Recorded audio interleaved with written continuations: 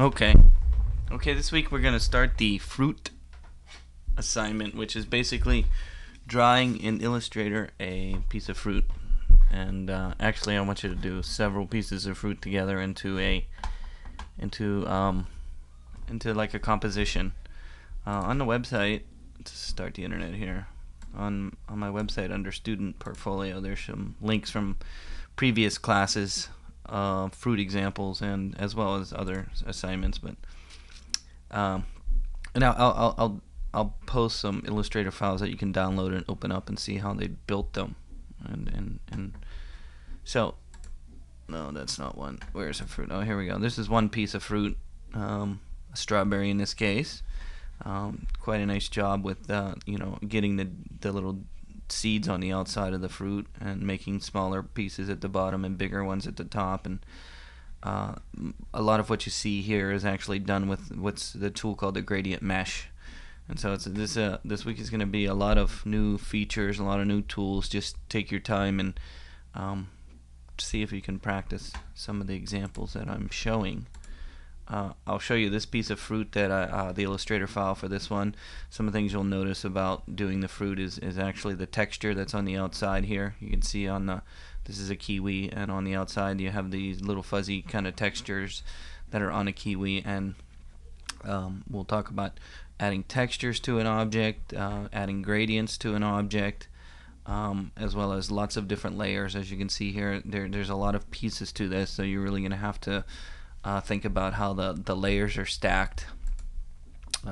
Same with this piece right here, nice avocado, using mostly gradients, as you can see here. So we're going to learn about gradients and things like that there. So there's some samples on the website under student portfolio. Let's see what's in this year. I think this is 2008. This was a quite nice one where the student put all the different types of fruit into a face. Nice banana drawn here, kiwis and things. This is a nice piece of star fruit. Most of the things that we do in this class are just kind of, it doesn't have to be, I wanted to draw like Illustrator would draw, very flat, two-dimensional looking. But for this assignment, I'm trying to make it actually look realistic, using some of the tools that we have in Photoshop, in Illustrator. As you can see, I want you to do a composition of multiple fruits together. Okay, not just one. This one was quite nice. Here's two pieces of strawberry and blueberries down here. So if you look at it, very realistic looking. How do we get a realistic looking object inside of Illustrator? And it's quite a challenge. But if you take your time and really try, I think you'll be surprised what you can do. This is not easy, I know that. And so let's get started. Let me open up a couple samples real quick so you can see what they look like. I have, let's look at this one. Okay, so as we're looking at this is a group of fruit put together by a student. This is in Illustrator right now, and I'll link this up so you can download and see how they built it.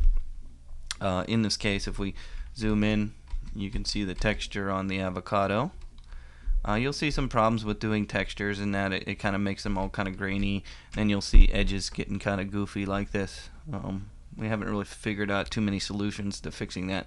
But one of the nice things you'll notice is a shadow underneath the object.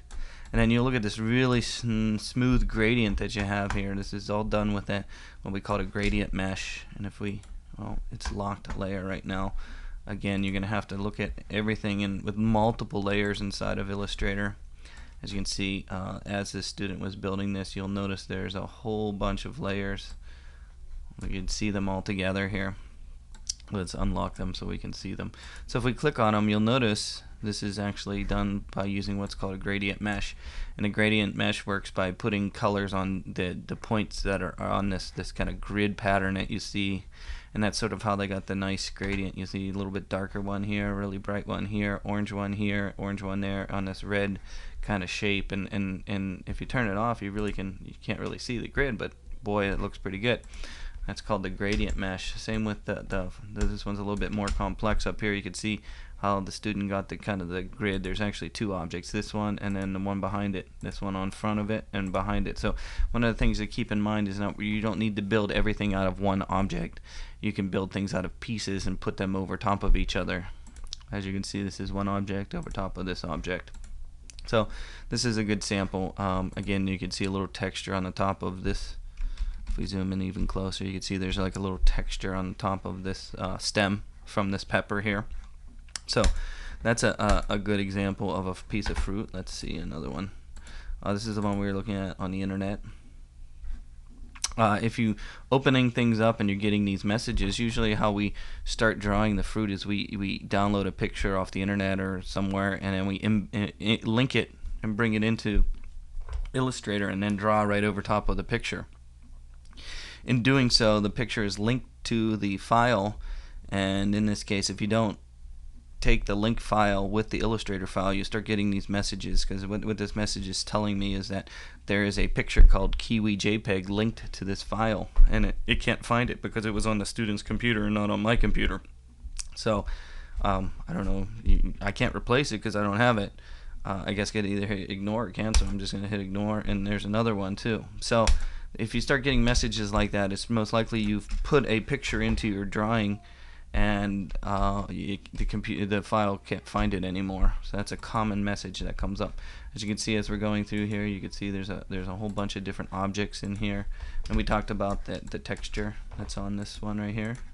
So there's a texture on this one, so you can see the fruit here. You can see all the different pieces to it. Boy, there's a lot of different objects, and again, these are all objects, little objects over top of other objects. It's not one object. There's several objects over top with all different kind of options to them and things like that. So you have to be organized to be able to draw a piece of fruit. We'll do simple fruit. You don't have to do very complex fruit. Let's look at this example. This is some really nice ones. There's my Illustrator. And so here's some some simple examples. Bananas are good and fun, and we'll draw a banana together. I'll demonstrate how to draw a banana. But you can get a good look at a banana here. You can see all these different lines right here. This is the gradient mesh. How the gradient mesh works is you make one object and then you put a gradient over or a grid over top of it and then color it. So that's what that is. And then you can see that with the nice kiwi here, and the texture on this one didn't turn out very well. The textures are hard to put on an object just to get them to look quite right. But this kind of blood or orange that we have here with the nice colors, as you can see with the seeds even, oh no, that's a grapefruit, I guess. Yeah, this would be a grapefruit. You can see a nice gradient along the outside and things like that. So this is a really nice sample of the fruit. Really nice sample. So let's get started, and I'm just going to start in Illustrator with a new file. So I go File, New, and I'm not going to worry about the dimensions right now. I'm just going to use the default, and I'm going to hit OK. Okay, the first thing I'm going to do is just talk briefly about the gradient. Okay, there's a couple different kinds of gradients inside of Illustrator, and we'll learn all of them as we go through this class. Mostly you'll have the plain gradient tool, then we have the gradient mesh tool, and then later on we'll learn a little bit about this tool called the blending tool. So all three of these kind of make gradients inside of Illustrator, and they all kind of do different things. The plain gradient tool makes a nice smooth gradient from one color to another without any objects in between. The blend tool will actually put small objects in between, and I'll talk about getting that look. And then this gradient mesh tool actually puts a grid over top where you can color the dots. So we'll look at all these different tools to make things, and let's just simply start out by making a kind of like a cherry or some kind of round object, just so that we can get a feel of how the gradient, we're going to use the gradient tool first. There's a whole chapter in the book on gradients, chapter 24.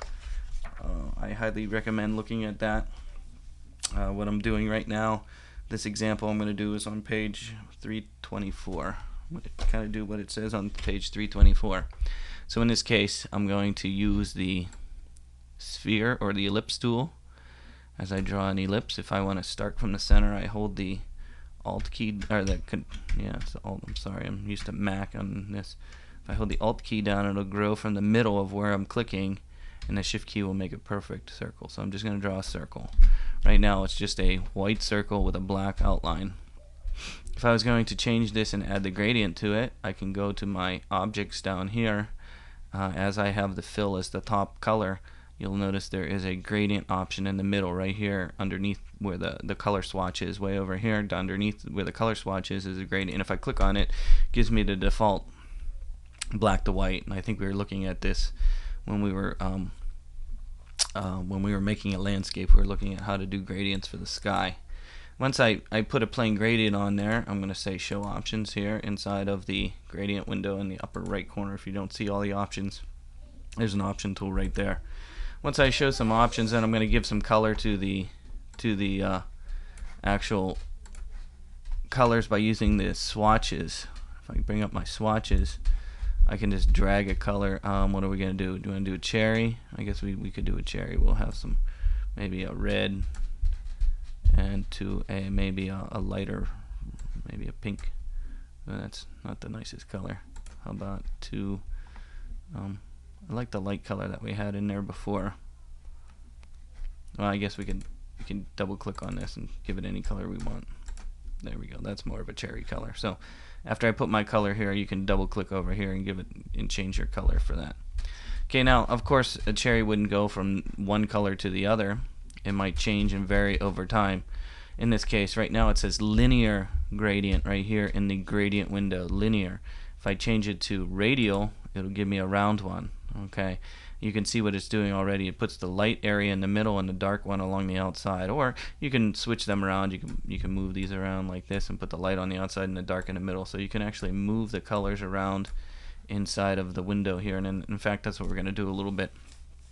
First thing I'm going to do is move where the gradient actually is. So if I wanted this to look more three-dimensional, I would probably not have the highlight right in the middle. We call this a specular light. We have it usually up in the corner somewhere where the light source would be. In this case, if I click over here, oops, I don't want to use that. I want to use my gradient tool. So if I choose my gradient tool, it'll give me this option that you see, and you notice in the book it explains how to use this tool. But if I click and draw a line using, somehow this draws a line. There we go. If I click and draw a line, it's not making it bigger. Make it bigger. This is easy. There we go. I wanted it to be over here. There we go. That's sort of what I want. Oh, let's get a little bit bigger. There we go. Let's rotate this a little bit. There we go. So you can actually adjust it as you make it larger. In fact, what I'm going to do is I'm actually going to make this again. I'm going to adjust the colors down here. I'm going to get a really dark one along the outside here. Let's get a dark red towards the edge. There you go. So I actually can add more colors over here in the gradient window by clicking along the bottom, and it explains how to do that in the book. If you don't want a color, you can just click on it and drag it away and it'll go away. Again, you can add colors by clicking right underneath this line. It'll add a new color. And if you want to remove a color, you just click and drag straight down and it'll go away. So in doing so, I'm going to choose some different colors. So I have a medium red, dark red, maybe even darker over there. I'm going to choose a really dark red. There we go. Dark red, medium red, maybe in fact, I'm going to do a really bright one along the edge here. You'll see why. I'll do a really bright one, bright red. There we go, kind of almost like a highlight right there. So a really dark one, medium one, kind of maybe make these ones a little closer. This one really bright at in the front up there. So really bright one there. Okay, so I have some medium colors here, and then I'm gonna draw. Oof, that doesn't do what I want.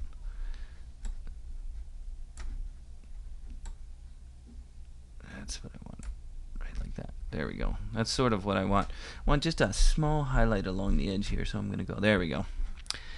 So in applying the different colors, you can see you get a highlight on one side, and as it goes darker, you'll notice I put a really bright little highlight on the edge there. It gives it kind of like a bounce effect, like light is bouncing off of, like maybe if this was a table or something. So if we zoom in on our sphere here, you'll see that you can adjust the gradients by adding more color to the gradient here, as well as drawing a circle using the gradient tool over top of my object and moving it around. It takes a little while to get used to it. As you can see the colors and position. Maybe I add that highlight a little bit further up.